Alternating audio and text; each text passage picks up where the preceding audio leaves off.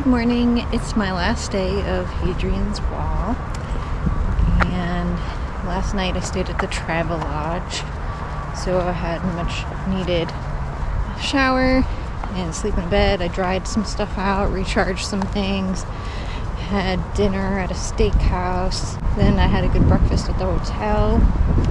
So today I just have a little short of 5 miles to get to the end of the trail in Segedunum, which I'm probably saying wrong, and then we're gonna go to Arbeia Fort.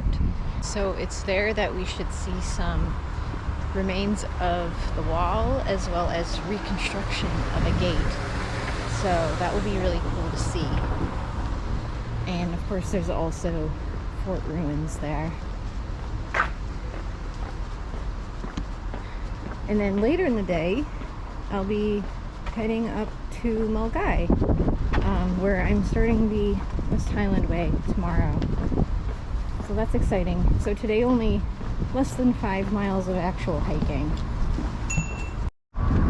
That is, if you can call this hiking. It's more like urban walking. Yesterday was pretty beat after I think 17.6 miles walking. My feet were soaked and I was like kind of worried that all the skin was going to peel off of them or something, and it ended up they're okay. And my shoes are somewhat drier. I put them on the heater. That definitely helped. And I put on my dry socks today because it's actually not supposed to rain, at least until tonight. I have no backpack on. I am slack packing the last 5 miles. I feel much lighter today. So it's nice to have a break from carrying that heavy backpack, even if only for a day. So, controversial opinion. I would not recommend this trail for most people due to the amount of road walking and just the relentless walking through fields. I think I'd feel differently if it was like more varied than that. I can't speak to day one because I didn't do it. Day two was okay, even though like it was a lot of fields and road walks. I felt like the honesty boxes made it interesting. Obviously days 3 and 4 had all the sites and the Roman stuff, mostly on day 3. The last couple days I could have just done without. It was nice kind of walking along the water at the end, but could do without it. So if I was to recommend this hike, I would say do like a section of Bird Oswald to Housesteads or so, and then visit the forts. Like Vindolanda was really cool. I would have wanted to do Housesteads if I'd had time, and the museums. So like the Tully House Museum, that was amazing. So yeah, I would do like museums and forts and like just that small chunk of hiking. Maybe you could do it as an overnight or 2 nights.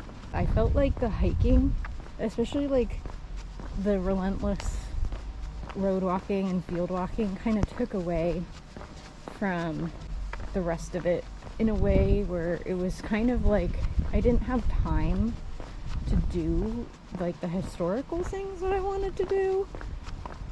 So I ended up having to skip things in interest of time and making up miles. So that's my controversial opinion.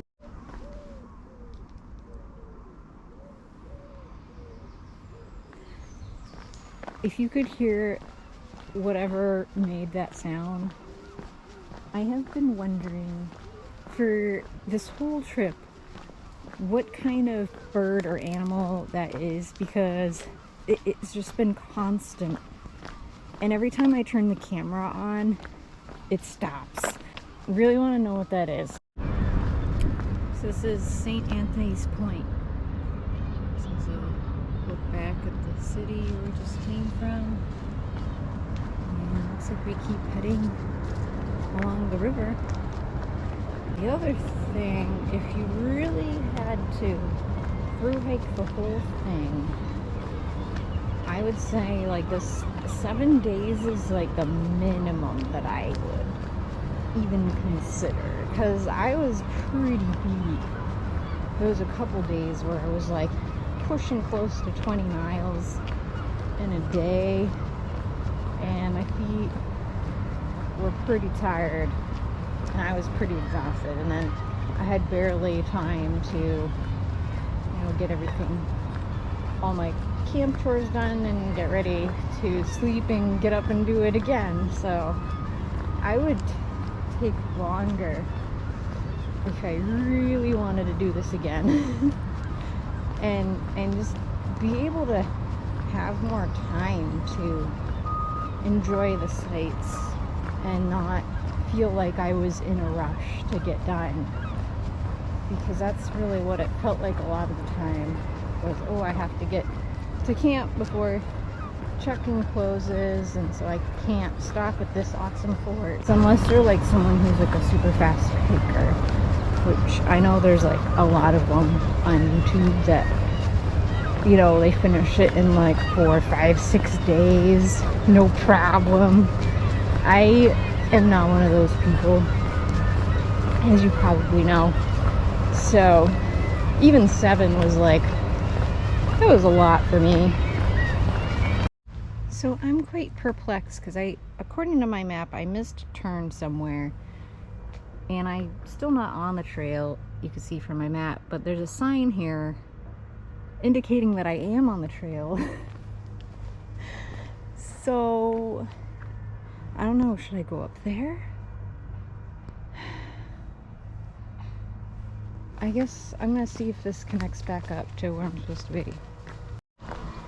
I guess my other complaint about this trail, everyone says it's really easy to follow, and yes, there are a lot of signs, but sometimes there aren't signs where there really needs to be one, and so I've often had to check my phone map to just make sure that I'm on the right trail, because sometimes you go long stretches without seeing anything, and then I start to get suspicious that, oh, maybe I'm not on the right trail anymore, because you never know.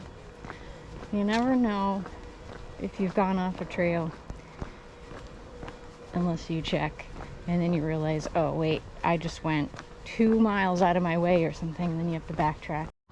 Okay, so it didn't end up connecting. I ended up on this long road walk that was kind of parallel to the trail, but now I think we can get back to it if we take this road. Whoops. Here we go. Wallsend, 1.5 miles. These are butterfly bush, and I have never seen them this dark purple before. They're really pretty.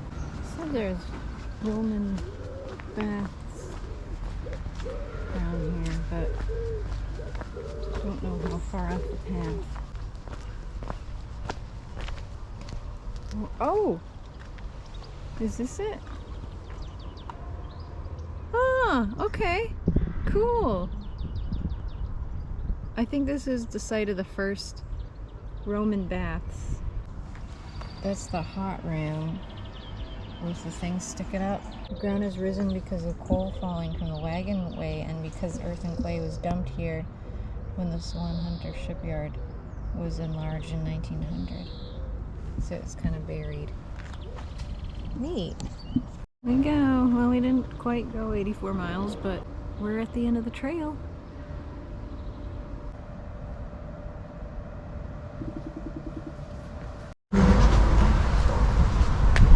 There's a Centurion in the parking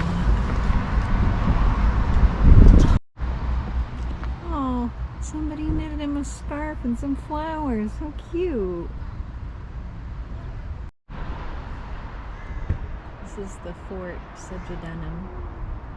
That's all that's left of it. It says it's the most excavated fort, so there's not really much left.